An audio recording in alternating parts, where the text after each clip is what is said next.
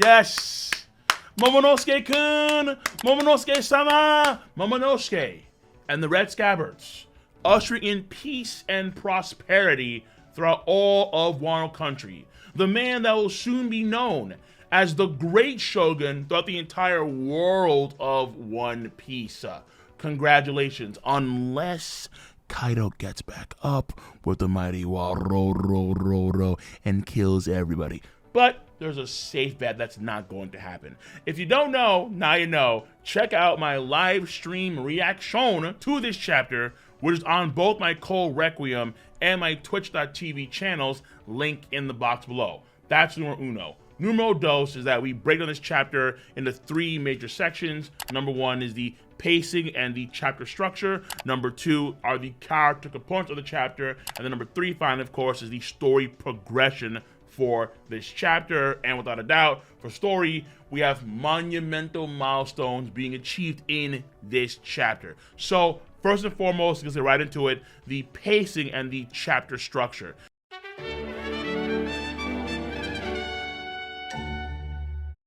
This chapter has 5 total parts. The crowds in the capital noticing the scabbards, and then we are preparing for the light scrolls all over the entire country. That is part 1. Part 2 is we cut back to Onigashima with Yamato action. Part 3 is we cut back to the capital for the beginning of Momo's speech. Then part 4 is an Otama flashback, and then finally part 5, which is the vast majority of the chapter, is Momo's full speech in conjunction with reactions all across Wano country. So this was actually a very, very well-paced chapter.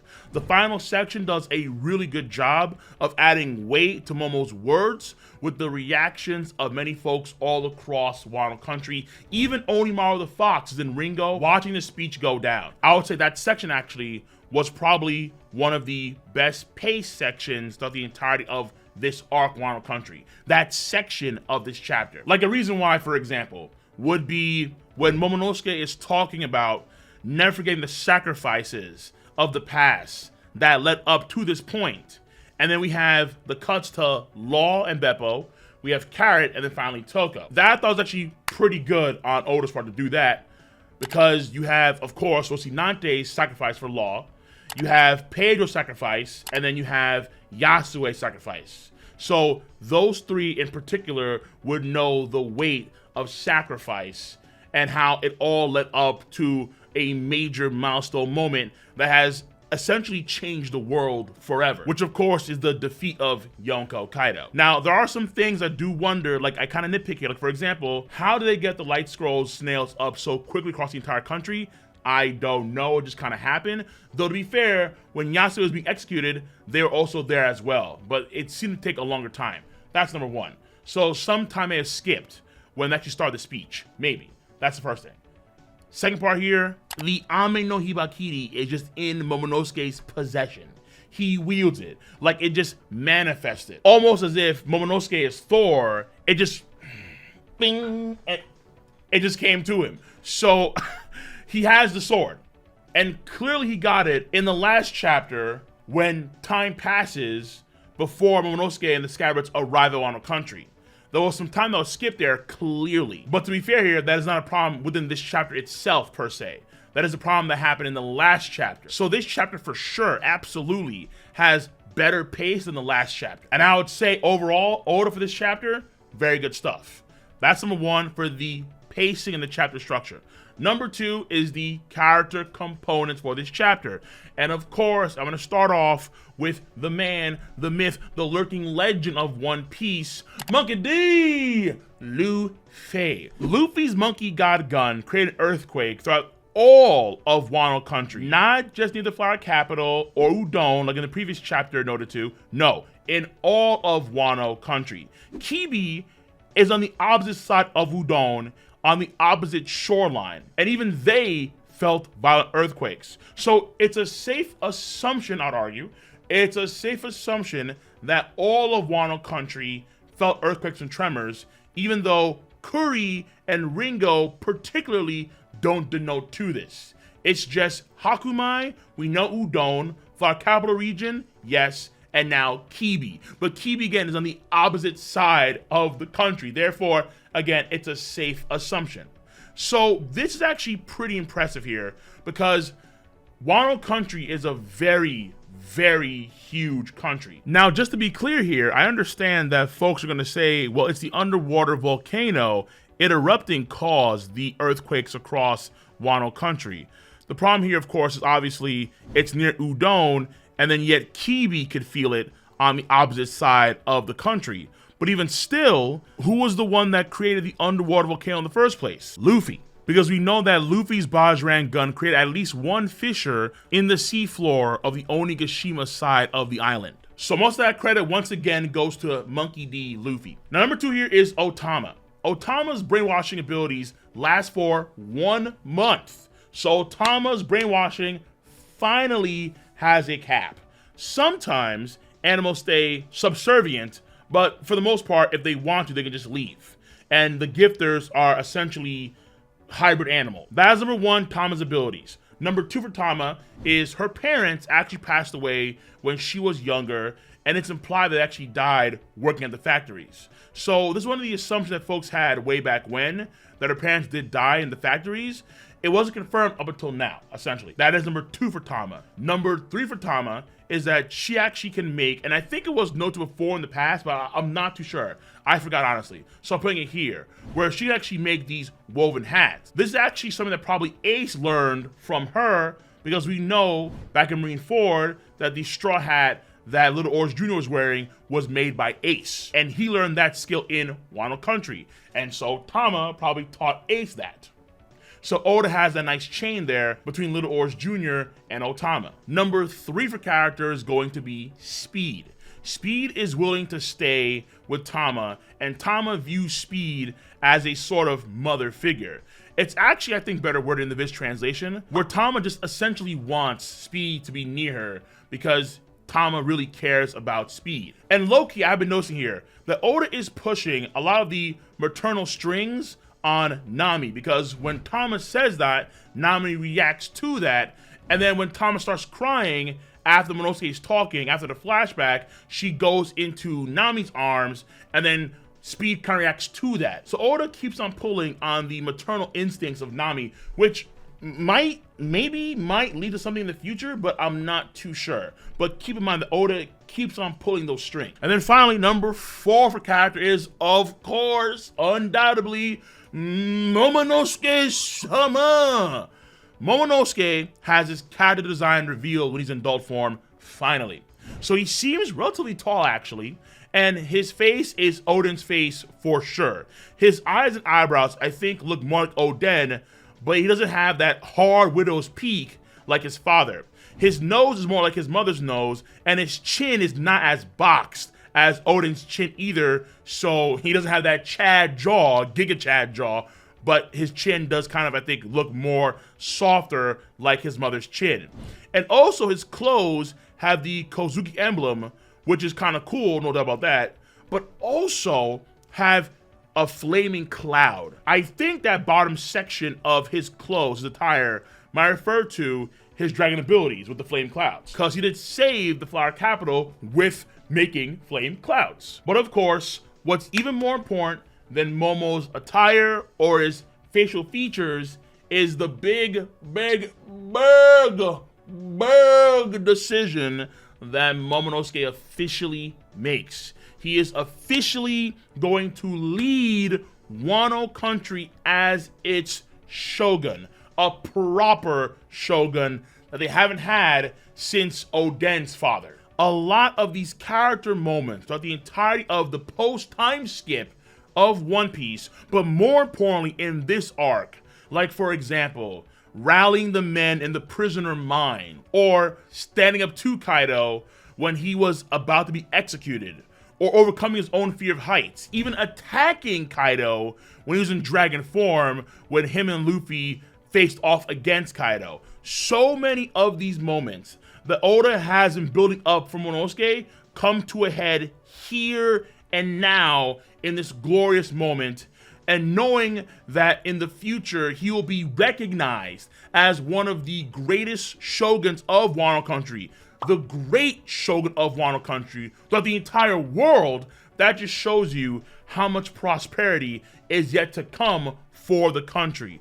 Very different than his old man who wanted to sail the seas and be a free man. And once again, keep in mind here that Momonosuke, though he looks like he's 28 years old, he's actually 8 years old mentally. So making these decisions, like keeping the borders of Wano country closed, despite a lot of the prophecy and lore about opening the borders of Wano country, and even reading Oden's journal. And things like this moment in front of the entire country just show you how mature Momonosuke has become despite his inexperience in his actual mental age. And even still, we have that bit with Kinemon where he says, bluff your heart out, when Momo didn't know what to say next. So he's relying on those close to him to, of course, help him lead this country in the appropriate direction here. So in many ways, he's not a figurehead, but he is a figurehead because he doesn't have the experiences yet. He has to kind of bluff his way to leading Wano country into prosperity here.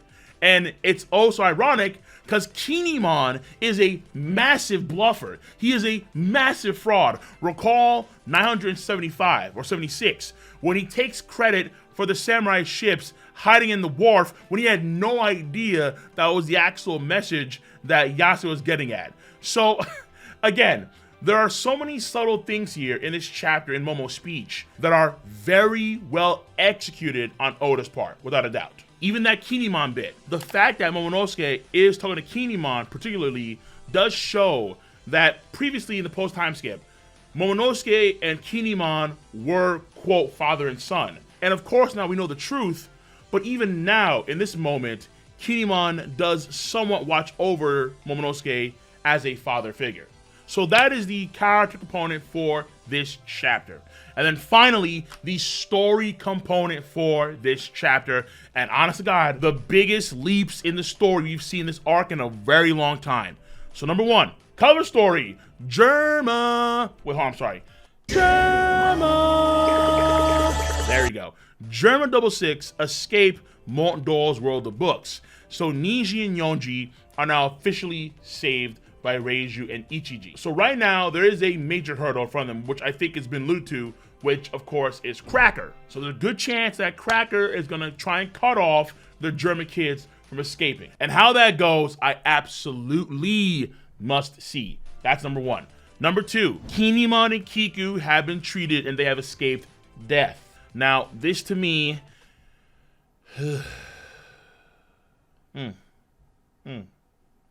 so many fake out deaths, you really do become numb to them, honestly. But that doesn't mean it's a good thing. That does not mean it's a good thing. However, Ashura Doji, nowhere in sight. Izo, nowhere in sight. I am holding out the hope that there are more sacrifices, major sacrifices, when it comes to defeating Kaido and Big Mom and so on, because it would be kind of insane to have no major player in Wano country on the good guy side pass away when they were literally engaged in a war for life and death. But this happens with One Piece a lot. Again, Oda loves killing people in flashbacks. Oh, he loves it. He loves it. But in real time, the man is so holy, he's an easy contention to being the next pope.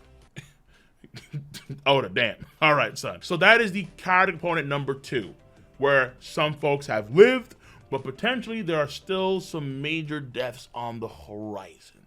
Potentially. Number three, Yamato!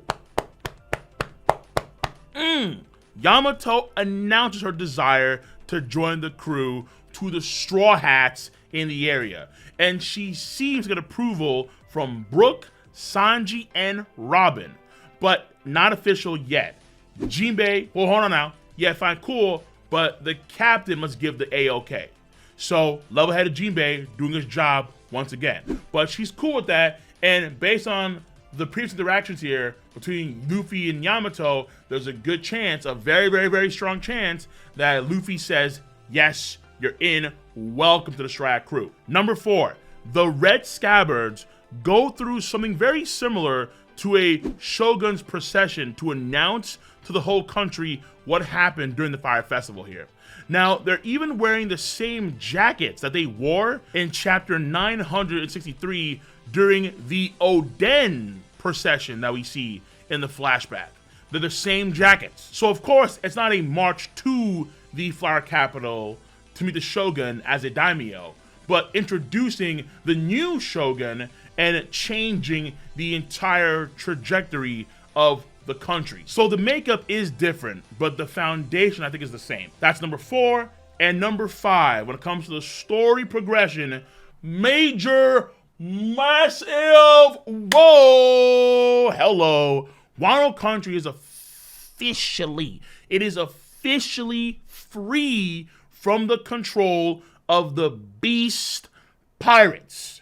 That is a global story progression push, because Wano Country has been one of those mythical places that have been cut off for the entire world, and people have talked about the samurai and their legacy, and Kaido having a place at the stronghold was a big deal. Hence the new Onigashima project. Well, that's done. The whole thing is done. Kaido defeated, allegedly. Kaido defeated, and it looks like Wano Country, even though the borders aren't open physically, mentally, they can go and do whatever the hell they want to do. And that is a huge sign for the story. So let's see where things go. Maybe, okay, hold on. Thoughts and the overall chapter ending here. I do wonder if Luffy can still make Wano Country into its own territory. Maybe, maybe not. But it'd be kind of cool, number 1. Number 2, arguably, they still need some protection, because now that they're, quote, free, again, physically, still boarded up. But mentally, spiritually, they can do what they want to do. They may need some protection. Therefore, Wano Country globally is officially Straw Hat territory after he beats Yonko Kaido. That's a massive, mammoth Nika D play. But again, at this point in time, they may not need it. Maybe, because again, the borders are still closed physically. That kind of changes things, number 1. Number 2 is that this is, again, massive moves in the story progression. And this arc is essentially, basically over. Maybe a few things have to be done before we leave. I think actually, no, for sure. Poneglyphs, the giant Mount Fuji, Kaido, and maybe Big Mom or Kaido's jacket in the underground magma chamber. Various things like that have to be kind of sorted out. And of course, bounties as well. But maybe later on, like let's say in 3 or 4 chapters you get bounties, something like that. And then of course, the official Yamato is in. Maybe she's not. Blah, blah, blah. Yamato is in and a part of the Straw Hat crew. Let's get it. So there are things to do, lore to discover, without a doubt. Remember, Brooke saw a poneglyph near some of these weird dolls at the bottom of the main palace. What's going on there? There are things to get to, so get ready. Power scaling season is over. It's time to put them on lore, not law, our lore hats. Get ready, because the lore's coming in a big way. So overall, this chapter rating, I gave it some thought. At first, I wasn't giving it like a 7, but I'm like, you know what? No. This chapter, when you sit down, take your time, think about it, really ponder over how we got up to this point, and the setup that this chapter has moving forward, not just for this arc, but for the entire season of One Piece, I'm gonna give this an 8 out of 10. Minimum. You heard me right. Minimum.